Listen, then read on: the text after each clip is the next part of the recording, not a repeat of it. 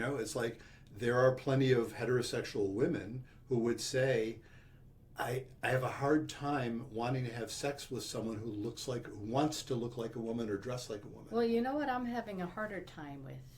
The fact that he didn't tell her all these years.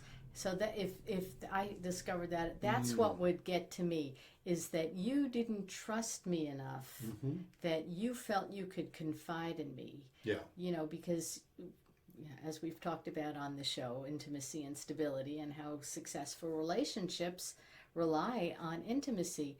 And that's a pretty big and intimate part of a person's life. And for him to conceal that for over 25 years is, you know, he says they had a good marriage, but he's keeping a huge secret from her. And absolutely, and I can well imagine.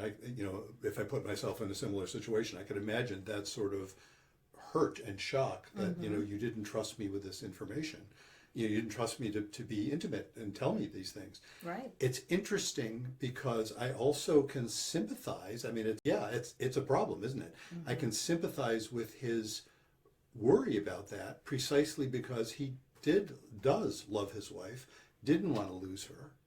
And so worried that if indeed he shared that, look at what happened. It's like now she's wondering, I don't know if I can stay married to him.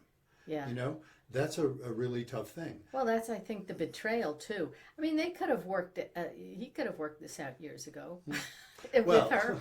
Well, I shouldn't say. I don't know. Sometimes you have to be there. You have to be there.